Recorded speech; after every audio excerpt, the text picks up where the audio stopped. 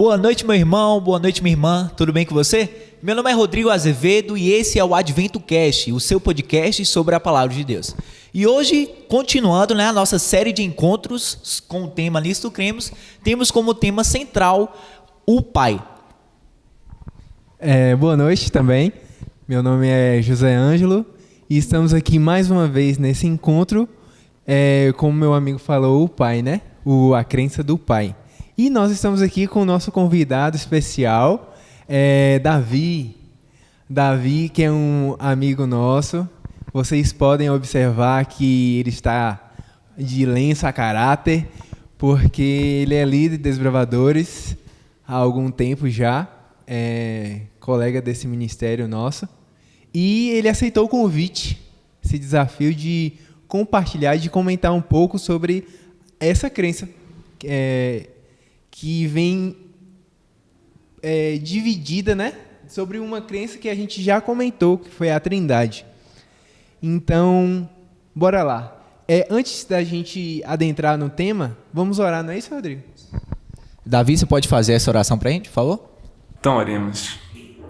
Santíssimo Deus e eterno Pai que estás no céu, te agradecemos pela oportunidade que tu nos concedeu de estarmos aqui mais uma vez em teu nome.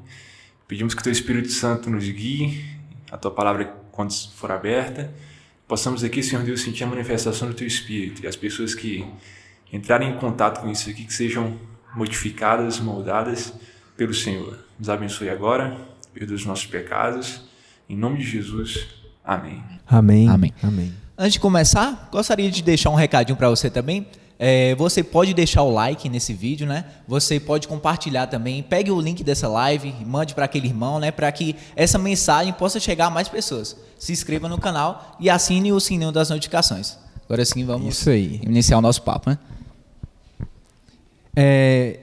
Bem, essa crença, né, sobre o Pai, a gente chama de Deus como o Pai. Mas o que dá propriedade na Bíblia para que Deus seja nomeado, chamado de Pai? Que referência, talvez, né? Ou que explicação a gente pode ter de início, de entender que Deus, Ele é o nosso Pai? Então vamos lá. Primeiramente eu agradeço o convite de estar aqui com vocês. E a crença do Pai, na verdade, o que nós entendemos sendo o Pai, né, é uma questão que parece que é muito tênue, a linha que divide o pai e o filho no mundo cristão, né? As pessoas têm muito bem definido na cabeça a diferença entre o Espírito Santo e o Filho, né? Tem atributos bem diferentes, as pessoas não têm dificuldade de entender isso. Quando é o Deus Pai e o Deus Filho, parece que é muito tênue a diferença, mas a Bíblia apresenta diferenças muito claras, né? Há atributos muito claros, né? E o Pai, a Bíblia diz que é o Criador de tudo, é o Criador, o mantenedor. O livro aqui diz que é o soberano e o originador de todas as coisas, né? Então, por meio dele tudo existe, tudo existiu e tudo vai existir. E ele é o nosso Pai, né? Ele se apresenta como um Pai porque ele é amoroso, ele é um Deus pessoal. As pessoas tendem a pensar que o Deus do Antigo Testamento é um Deus diferente do Deus do Novo Testamento, que não é verdade. O Deus do Antigo Testamento, que também é o Deus do Novo, ele faz questão de ser chamado de Pai, justamente por ele ser um Deus pessoal, um Deus que ama e quer estar perto. Antigo Testamento, né? Do Antigo Testamento. Ô Davi, e você consegue identificar algumas características que diferenciam, né, esse Deus do Antigo Testamento e esse do Novo? Apesar de você acabou de falar, né, que é a mesma pessoa, mas você consegue identificar alguma característica que mostra que ele diferencia, né? Agora, como, de que forma, né? Bom, a gente precisa ter em mente o seguinte: o Deus do Antigo Testamento e o do Novo é a mesma coisa, só que os atributos que nos são revelados são diferentes. Os patriarcas, os profetas, todas as pessoas que tiveram contato íntimo com Deus e que de alguma forma tiveram seus relatos escritos na Bíblia, contaram aquilo que eles viram. A mesma coisa no Novo Testamento, os discípulos, os apóstolos e o próprio Cristo, né? A divindade, a gente estudou a Trindade, né, no episódio passado, anterior. A divindade, também é a Trindade, ela estava presente no Antigo Testamento, mas a divisão não. né? Não era tão claro assim, mas o Espírito tinha a sua atuação definida, o Filho também tinha, né? Quando a gente vê lá o anjo do Senhor aparecendo em determinadas situações, e o Deus Pai também. E as características que a gente tem de Deus é justamente do Antigo Testamento, que são confirmadas no Novo, né? Mas no Novo tem certos atributos que são colocados em evidência, né? O caso de Deus ser um Deus amoroso, um Deus que faz questão de salvar e quer estar perto. Mas o Antigo Testamento também traz características muito pessoais que caracterizam Deus Pai como Deus Pai mesmo. Ô Davi, você citou uma coisa na sua primeira fala, né, sobre ele ser o Criador, né? E eu queria que você falasse um pouco mais sobre isso, né? Porque a gente sabe, né? Nós somos amigos pessoais seus e sabemos que você é físico, né? Você é mestrando em física, né? Agora sim. Então, eu acredito que você já respondeu muitas vezes, né, a pergunta sobre Deus. De onde veio ele, né? Já que ele é originador, né? Sim. Tem de a onde origem surgiu, dele. né? Eu queria que você comentasse um pouco sobre isso. E trouxesse essa parte Mas da lembrando física também, Rodrigo, que a gente vai ter a crença da criação também. Sim, que sim. A gente não vai falar exatamente da criação aqui, mas sobre o Criador. O Criador. Né? Exatamente. Perfeito. Inclusive, dentre os vários atributos que Deus ele tem, 2 são tidos em evidência. Primeiro, ele é o Pai. Ele é o Pai porque ele é um Deus amoroso que quer estar conosco. A gente tem diversos profetas aqui que Deus usa para dizer que ele é Pai mesmo, ele quer estar perto.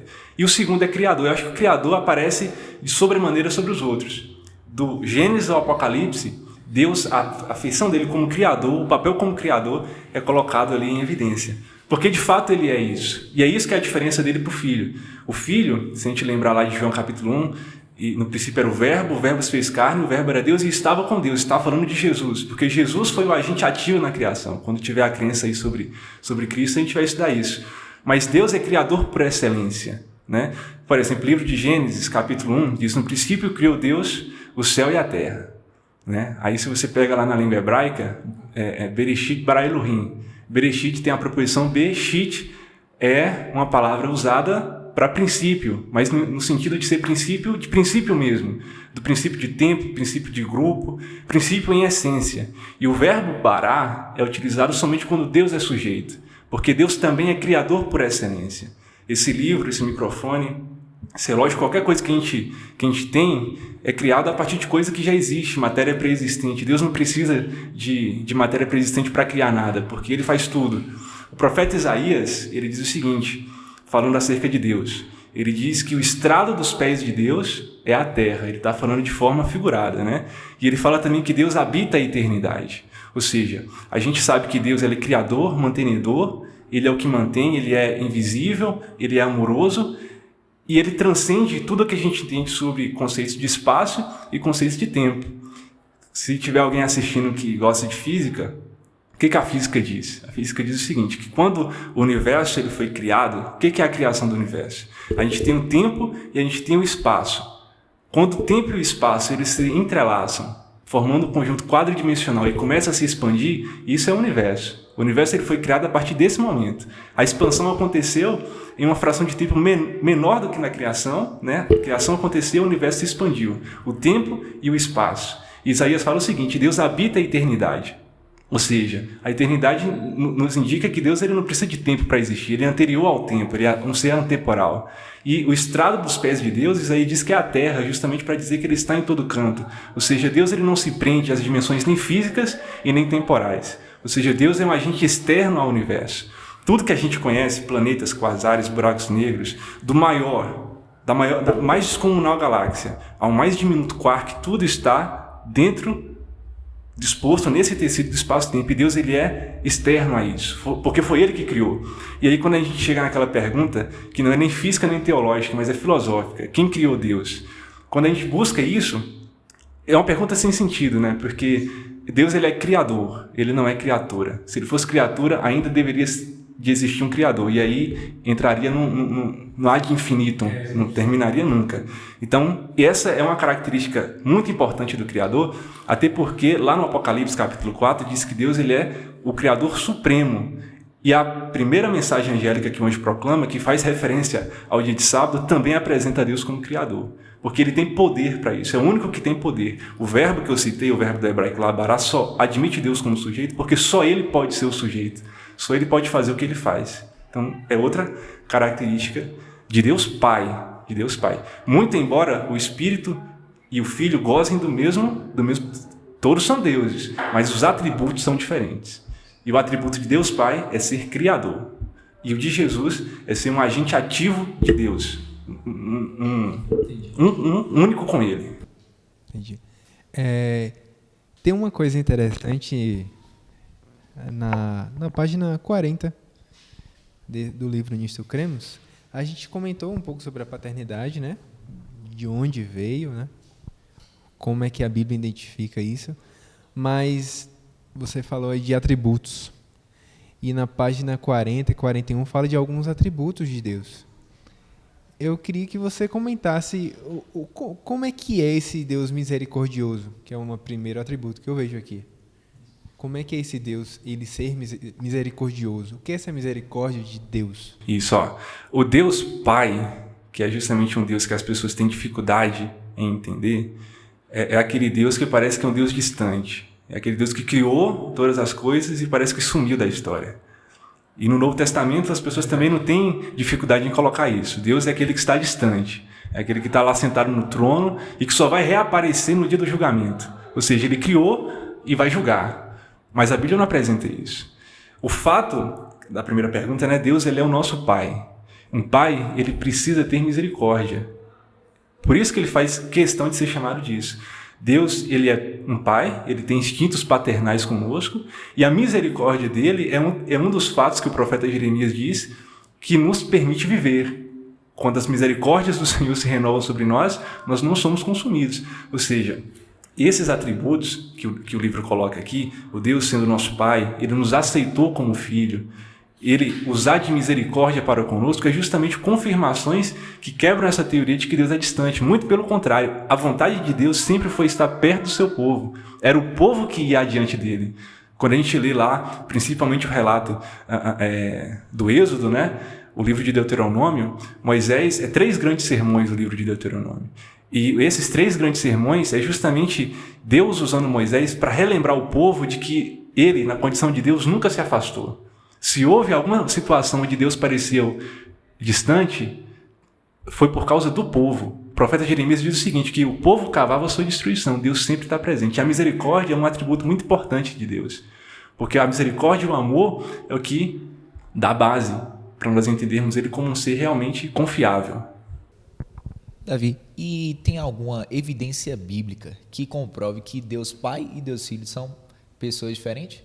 Distintas, né? Distintas, exatamente. Sim, ó, eu vou usar um texto bíblico aqui que se encontra no livro de João, porque a gente tem que entender o seguinte, Jesus, e aí para quem tiver, né, o livrinho,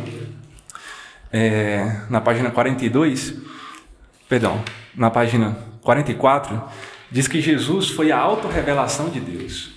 Ele veio aqui não para tomar o lugar de Deus Pai, até porque ele já era Deus de fato. O livro de João, no capítulo 10, diz o seguinte, capítulo 10, versículo 30. Jesus falando, eu e o Pai, nós somos um. Primeira coisa, a unidade que ele tinha com Deus. Isso ele repete lá em João, capítulo 17, quando ele fala, assim como eu e o Pai somos um, que todos também sejam. Não faz sentido, se Jesus fosse também Deus Pai, ele falava, eu e eu somos um. Isso é lógico.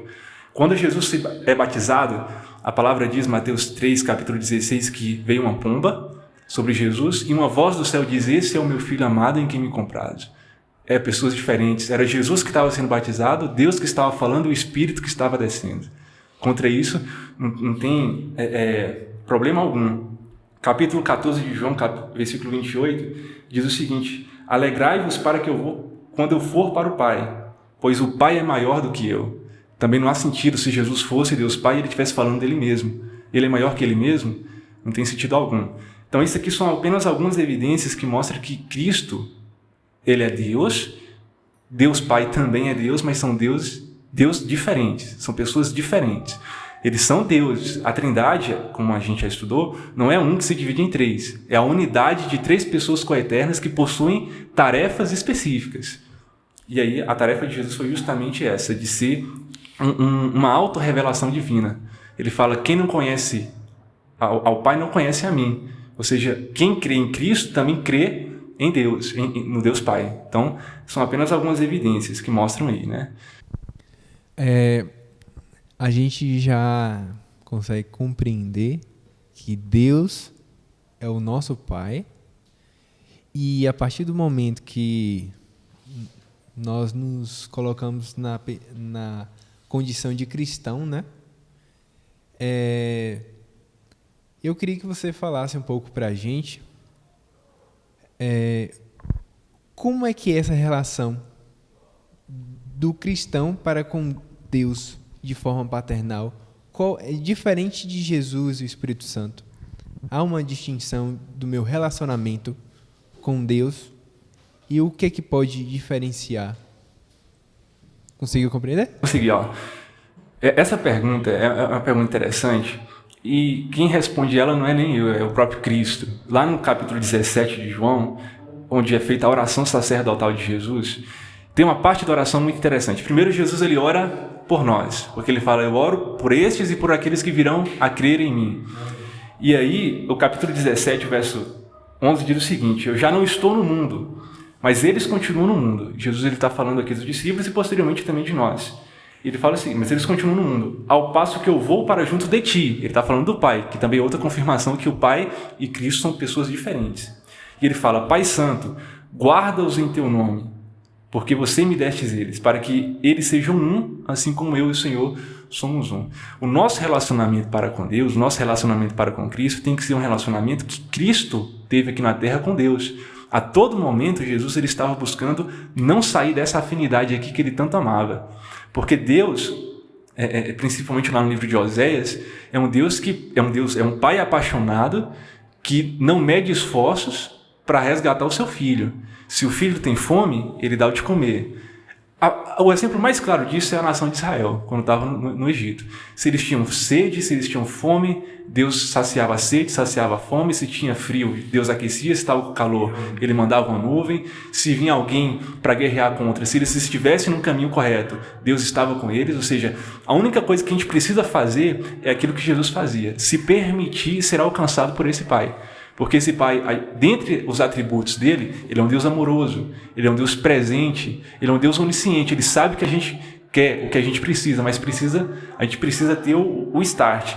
Jesus, a todo momento, ele era Deus, estava com Deus, por mais que ele não outorgou ser igual a Deus, diz o apóstolo Paulo em Filipenses, mas ele sempre buscava essa sintonia.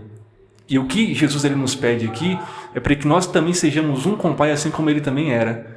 Agora, como é que a gente faz isso? Primeiramente, quebrando essa ideia de que ele é distante. Muito pelo contrário. O fato de nós estarmos vivos aqui, a imortalidade é com Deus. Fora de Deus não há imortalidade. Ele é o dono da imortalidade. Tudo que existe, tudo que vai existir, a nossa própria matéria, a nossa própria essência é dele. A nossa origem é divina. Nós somos feitos à imagem e semelhança dele. Ele é o nosso Criador. Ele é o ser no universo que melhor nos conhece. Então, o nosso relacionamento com esse Deus, com Deus Pai, precisa ser o mais natural possível. Por mais que esse mundo tente mudar isso, pintar a ideia de um Deus distante, um Deus perverso, um Deus déspota, autoritário, que até nas orações precisam ser orações mecânicas, não. Deus é um Deus pessoal e a coisa que Ele mais quer é que a gente seja sincero com Ele, que busque Ele da melhor forma possível. Não é porque Ele é Criador poderoso que Ele não faz isso. Se nós fôssemos pensar dessa forma, Ele mesmo não tinha motivo nenhum de ter doado Jesus. Pense no universo. O universo é extremamente grande.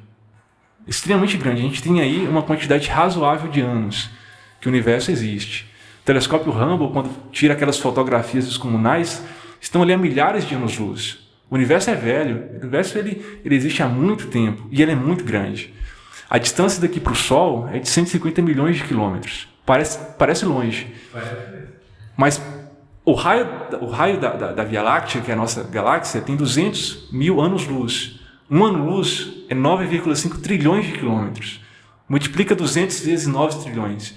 Agora pega as estrelas que estão a milhões de anos-luz. Ou seja, o diâmetro do universo observável, ou seja, tudo isso que nós vemos, que é da ordem de milhões de anos-luz, é apenas 5% do que a gente conhece do universo. 95% a gente não faz ideia do que seja.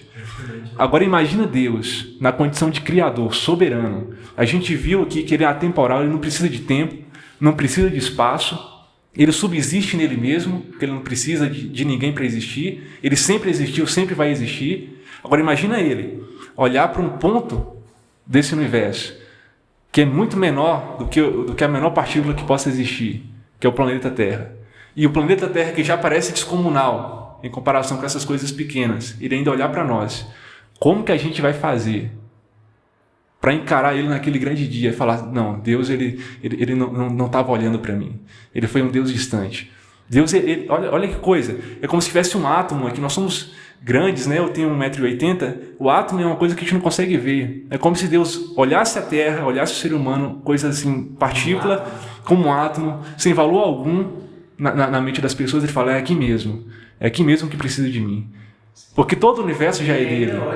Ele ainda olha para esse ato. E mais do que isso, ele olha com amor. E essa é a diferença. Porque ele olha tentando alcançar, porque tudo é dele. Tudo é dele. Por isso que Jó falou o seguinte, eu sei que o meu Redentor vive, e por fim vai se levantar sobre a terra. Todas as coisas subsistem dele. Não tem nada que exista aí que não seja criação de Deus. E ele não desistiu de nós. Nós somos criação dele. Nós somos imagem e semelhança dele. Então, assim, o nosso relacionamento com ele tem que ser o menos artificial possível. Isso já traz, uma revelação de como é o amor de Deus para conosco, né? Ô Davi, trazendo um pouco para a sua área, né, sobre a física, né, a ciência e tudo mais, tem alguma evidência de que o Pai realmente exista dentro da ciência? No seu campo da física, né? Exatamente. O que a gente precisa pensar? O Pai é Deus, né? Então a pergunta a gente tem que ainda retroceder um passo. Será que existe um Deus? Será que existe um Deus? Bom, o que a gente precisa entender? Para quem gosta de música ou literatura, vamos botar literatura. Eu gosto muito de Machado de Assis. Machado de Assis foi um escritor brasileiro, né? Do século passado. E a forma que um escritor escreve o livro é muito própria. Porque aquele livro é uma criação dele. E mesmo sem ele querer, ele coloca os seus traços ali. A mesma coisa quando o compositor compõe uma música. Há uma identidade. Isso é natural. Por mais que a pessoa não queira, ela pode ser externa, ainda vai levar um pouquinho dela. Por exemplo, tem um compositor brasileiro de piano, de música clássica, chamado Ernesto Nazaré. Ele é conhecido como Chopin brasileiro. Porque na obra dele há muito do que Chopin escrevia. Ou seja, Chopin, quando escrevia as obras dele, né, as mazurcas, as baladas, ele colocava o seu jeito de ser, e aí o Ernesto copiava. Mas a gente sabia muito bem quem era o criador. Ou seja, se seres humanos que são falhos, quando criam coisas, mesmo que inconscientemente, essas criações levam um pouco de si, e nós fazemos parte da natureza, e isso é natural. Então, quem criou a natureza, se houve um criador, no vasto universo, precisa ter alguma coisa que me permita identificá-lo. Porque se eu sou um agente da natureza, na verdade eu não sou agente, eu pertenço à natureza, todos nós pertencemos. Pecadores e falhos, quando eu escrevo uma música, um livro ou qualquer coisa, eu consigo colocar um pouco de mim naquilo, então, no universo, nas plantas, enfim, eu tenho que ver o Criador. Isso é uma coisa natural, não é teológica, não é filosófica.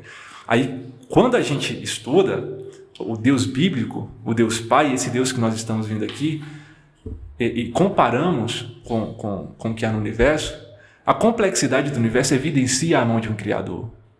A complexidade do universo evidencia a mão de um Criador. Quando você percebe o ciclo de formação de uma estrela, que é extremamente complexo, na verdade, não somente a formação, mas a vida dela é uma estrela. Está aí no universo, quantas a gente vê à noite?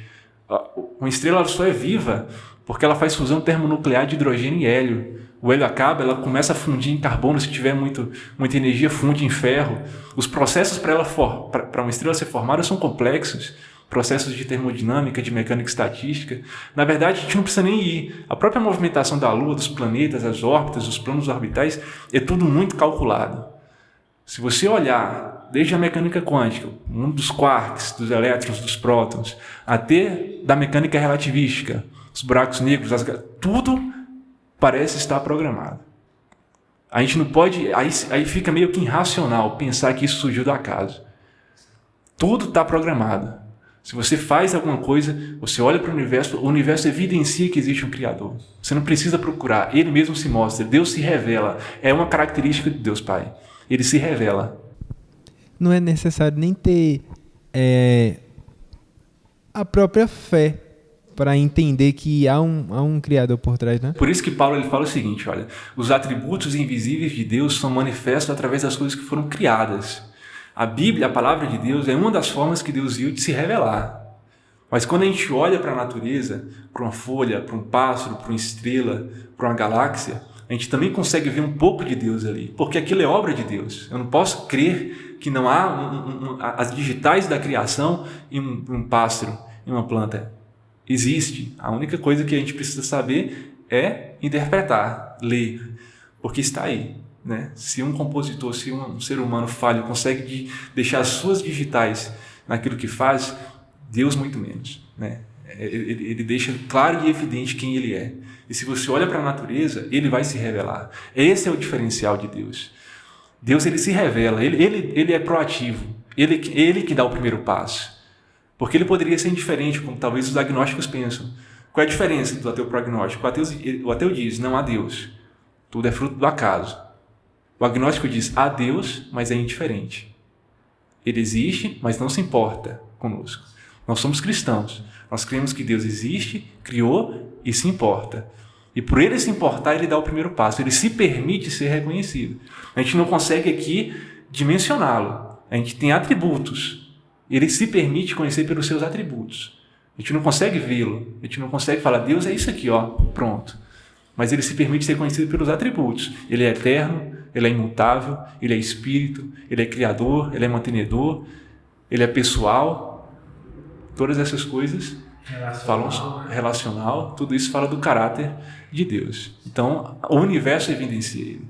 E ele se permite ser conhecido.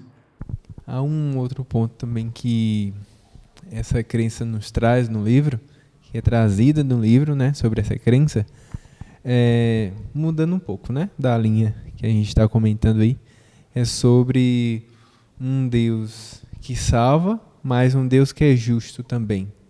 Queria que você comentasse sobre esses atributos de Deus, do nosso Deus Pai, né, dele ser salvador. A gente sabe que ele doou o próprio filho, né? E mesmo com essa característica paternal enorme, amoroso, porque foi por amor, né? Misericordioso. Mas explica um pouco sobre essa salvação que o Deus Pai nos mostra e a justiça, né? Vou usar de uma redundância aqui, a justiça justa dele, né? Isso. O livro Instrucriemos, ele começa, antes de falar dos lampejos do Pai, antes de falar dos atributos, ele começa já fazendo algo que nos diferencia o Pai do Filho. Que ele começa aqui citando a cena do juízo, que está lá em Daniel no capítulo 7, quando o ancião de dia se levanta e ele vai presidir aquela cerimônia.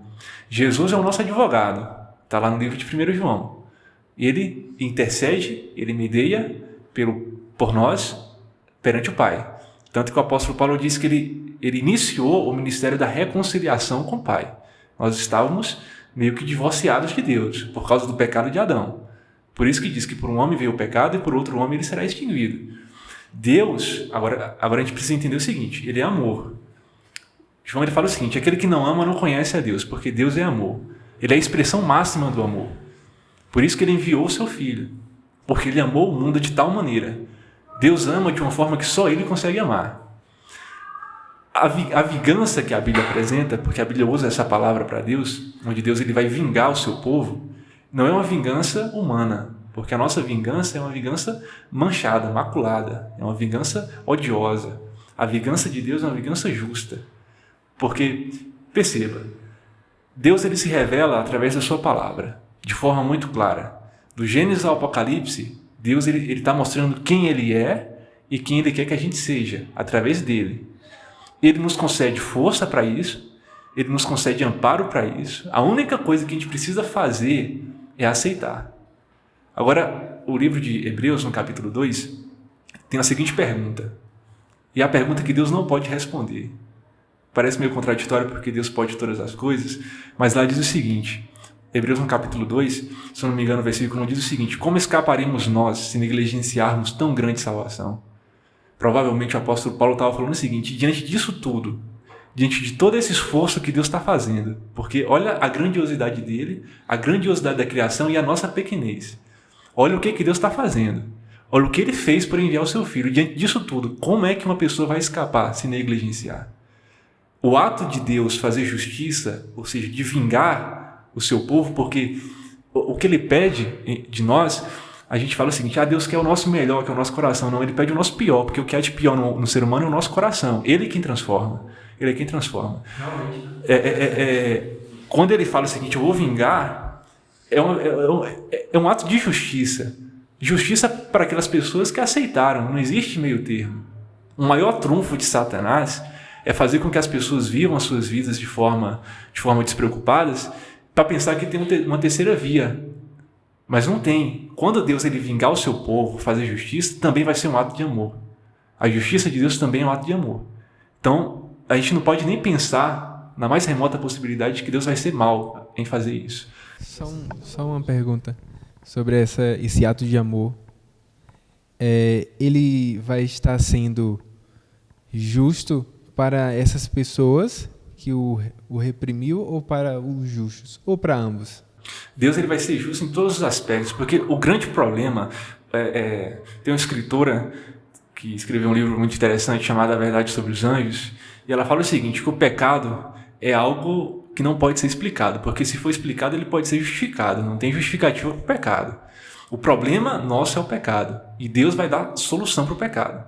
A solução do pecado é a destruição, ele precisa extinguir, né? Não vai ter inferno eterno, não vai ter nada disso que as pessoas costumam colocar aí, não, ele vai dar um jeito no pecado. Infelizmente, algumas pessoas perecerão, pessoas essas que não aceitaram a interação com a interação desse Deus amoroso. Então vai ser justiça para aquelas pessoas que aceitaram e tiveram que abrir mão, porque todo mundo vai ter que abrir mão de alguma coisa. Se Deus teve que abrir mão do seu filho, que era unigênito, para sofrer o que sofreu, alguma hora eu vou ter que abrir mão, vocês vão ter que abrir mão, todo mundo vai ter que fazer alguma decisão em algum momento. Então Deus vai ser justo para aqueles que fizerem decisões sábias ou não. Quando a gente vê nos relatos dos evangelhos, para a gente tomar nossa cruz e seguir a Jesus, né? Seguir a Deus. É tipo a nossa...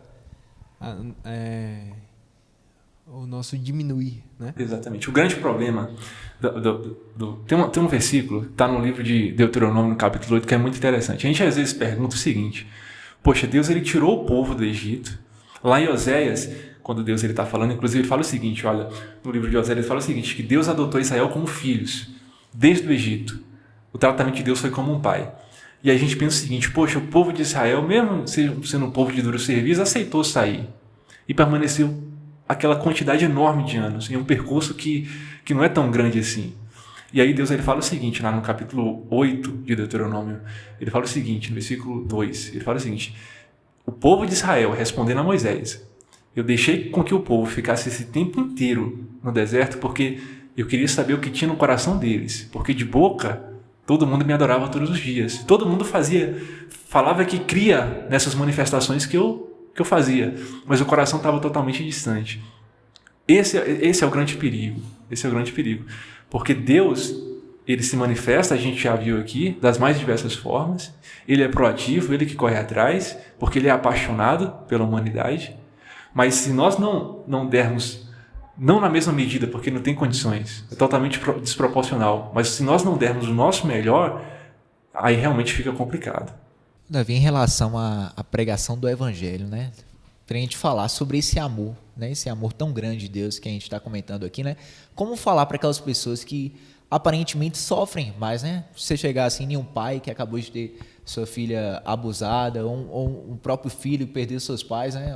Ficou órfão. Como falar desse amor de Deus, né? Para essas pessoas, né? Que passam por situações mais delicadas, né? Isso, ó, outro trunfo de Satanás é colocar na conta de Deus as coisas más que estão acontecendo no mundo.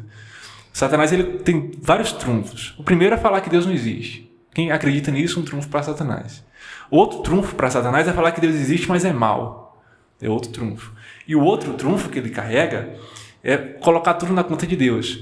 Se um garoto foi estrupado, se alguém está morrendo de fome na rua, as desgraças que acontecem no mundo é porque Deus permite. E aí, erroneamente, algumas pessoas, inclusive, do âmbito cristão, quando acontece isso, ainda falam porque Deus quis. Mas Deus nunca quis isso. É impossível. O profeta Isaías, Deus através do profeta, diz o seguinte: eu não tenho prazer algum no sofrimento humano. Então, de alguma forma, inclusive, ainda respondendo a outra pergunta, tem outro livro muito interessante chamado Eventos Finais, onde essa escritora, Ellen White, ela fala o seguinte, que Deus ele será responsável por essas coisas que acontecem no sentido de que ele vai dar justiça.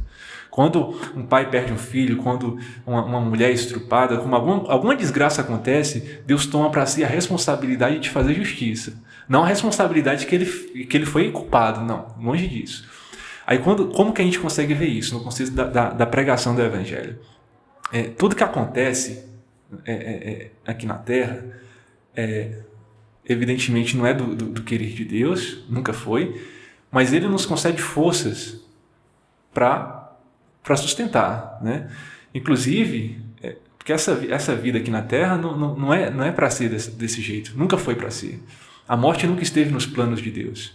Não está no DNA da criação. Exatamente, nós somos filhos de Deus, Então, um pai que perdeu um filho, uma esposa que, sei lá, qualquer desgraça que aconteça aí, o amor de Deus tem plena capacidade de ocupar o espaço, né? Davi, você falou um pouco sobre a manifestação divina em nossas vidas, né? Agora, trazendo para o seu particular, eu conheço um pouco da sua história de vida, sei que você passou por algumas dificuldades no seu processo de conversão, né? Dificuldades no lar e tal. Eu queria saber, você também já foi comportou, então tem muita experiência, né? Muita experiência, queria saber né? de como, se você alguma vez já sentiu, né, essa manifestação divina em sua vida. Boa pergunta, experiência, né? Exatamente. Eu já senti um monte de vezes, inclusive, Deus ele não precisa de advogados, porque ele não cometeu pecado algum. Ele pede que nós sejamos testemunhas dele, porque a testemunha tem muito mais eficiência no mundo lá fora, para uma pessoa que não acredita da forma que a gente acredita. Bom, na minha vida, aí acontece muita coisa, né? Na comportagem aconteceu todo dia que eu saía acontecia alguma coisa, a gente via ali a manifestação de Deus mesmo, mas na minha conversão é porque foi muito conturbada. A minha família é uma família muito católica, tradicional, minha mãe muito católica, eu fui coroinha da Igreja Católica, auxiliava lá o padre, fiz boa parte dos sacramentos da Igreja Católica, né? Não todos, porque envolvia, né? Casamento é um sacramento, por exemplo, eu sou casado até hoje. Mas ela era muito ligada na Igreja Católica. Então eu conheci o Clube de Desbravadores também há muito tempo atrás, né? Uns 13, 14 anos atrás. E aí, por meio do Clube de Desbravadores, eu conheci a Igreja Adventista do Sétimo Dia, né? E aí vinha aquela grande dúvida que sempre vem quando alguém entra na igreja, porque você está numa base doutrinária diferente, né? Ou seja, o sábado, imortalidade da alma, a doutrina de santuário, essas coisas todas, principalmente o dom profético de Ellen White, são coisas que são difíceis de engolir, né? Para alguém que é de fora, principalmente se for católico. Isso é uma coisa que a gente vai estar estudando aqui, né? Exatamente. Então, eu fiquei aí 1 ano estudando a Bíblia, né, nas classes bíblicas e aquela coisa toda, e minha mãe não gostava nem um pouco disso. Então ela começou a criar empecilhos, né? Escondia a chave de casa, enfim, um monte de coisa que acontecia. E aí, o que eu fiz? Bom, se a Igreja Adventista for realmente a Igreja de Deus, então é Deus que precisa me confirmar. Não vai ser o pastor da igreja, não vai ser o ancião da igreja, não vai ser o diretor de desbravadores, até porque eu era católico, mas nesse período que eu estava estudando na Igreja Adventista, aí eu abri o leque, porque eu comecei a pesquisar sobre a presbiteriana, a Igreja presbiteriana renovada, inclusive fui em alguns cultos, Adventista da Promessa frequentei também, né, antes de batizar na Igreja Adventista, e aí eu comecei a orar a Deus. Eu falei, Senhor, se o Senhor for realmente isso que a igreja está pregando, a imagem sua é diferente da imagem que eu criei, né? É muito melhor, né? Mas para me fazer uma decisão dessa, eu preciso da confirmação do Senhor. Se o Senhor não fizer isso, então eu não vou. E aí Deus, ele realmente me confirmou, né? Foi muito evidente, porque as coisas começaram a se encaixar. Porque minha mãe, ela me ameaçava mesmo. Ela falava, e ela cumpriu o que promete, né? Ela não volta atrás nas palavras dela. Ela só voltou uma vez na vida, que foi quando ameaçou me expulsar de casa. Porque ela falou, se você se batizar, eu vou te expulsar de casa. Tanto que o meu batismo, ele foi a portas fechadas, lá na igreja do Ibirapuera. Foi um batismo extremamente rápido, só na água e subir, porque eu havia realmente um medo de ela entrar na igreja e não gostar do que estava vendo, porque eu me batizei escondido, né? Eu só fui revelar para ela depois da maioridade, porque senão ia dar zebra mesmo, né?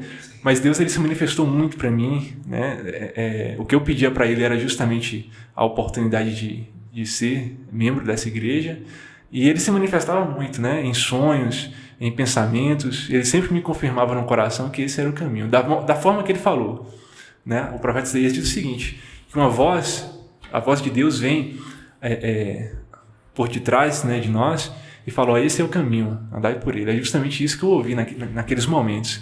E foi o que me fortaleceu. E na comportagem foi experiências semelhantes, né, de livramento mesmo, né, do inimigo tentando ali atazanar, destruir, mas Deus, ele coloca na sua mão de forma muito evidente mesmo, né? A gente endemoniando dentro de casa, cachorro vindo para atacar, a gente tacando pedra, e Deus, ele bota na mão em cima, realmente. Ou seja, há sempre um Deus paternal. Há sempre um Deus paternal, né? Nos teus relatos aí você demonstrou, e a gente consegue observar um Deus paternal, né? E um Deus protetor, misericordioso, que te alcançou e que ainda alcança muitos. Assim como nos alcançou também, né, Rodrigo? Com certeza. Alcançou muitos amigos aí que estão acompanhando. Bem, essas são as minhas considerações. Eu acredito que a gente conseguiu extrair bastante sobre essa crença. Se o Rodrigo tiver alguma consideração. Não tenho mais nada a acrescentar. Eu só queria que você fizesse as suas considerações finais, né, sobre o tema aí. E em seguida orasse pra gente. Tá bom. Bom, então, é porque esse tema não tem como esgotá-lo, né? É porque é muito amplo, até porque a natureza de Deus é um mistério, né? A gente só tem flashes, né? Teve uma frase de um físico, Niels Bohr, ele falou que o físico é a forma que um átomo encontrou de estudar a si mesmo, de olhar para si mesmo. É como se toda a natureza se quebrasse e o físico tivesse apenas um pouco de caco de vidro na mão. Deus também é assim. Deus é o prato que não está quebrado, mas que a gente só tem um pouco de caco, né? Imagens de caco. A gente não tem a imagem do todo, então a gente não consegue entendê-lo. Mas ainda assim ele se permite, é imensurável. Mas na medida do possível ele se manifesta, ele convida, e a minha consideração final é que todos se permitam conhecer esse Deus, né? A gente não precisa ouvir de ninguém quem é Deus. Deus ele próprio se coloca à disposição de mostrar quem ele é. Então o meu convite, como consideração final, é que todo mundo que tenha contato com esse vídeo aqui, se permita que Deus se manifeste na vida dele. Se já está se manifestando, que continue se manifestar. Se não, fica aí o desafio. E uma das formas que pode se permitir é compartilhando esse vídeo, não é? Curtindo, ativando o sininho de notificações, Se inscrevendo no canal, engajando esse canal para ajudar com que esse podcast chegue a muitos. Que o nosso objetivo é levar a mensagem de Deus para as pessoas. Com certeza. A oração, você ora para a gente? Então vamos orar.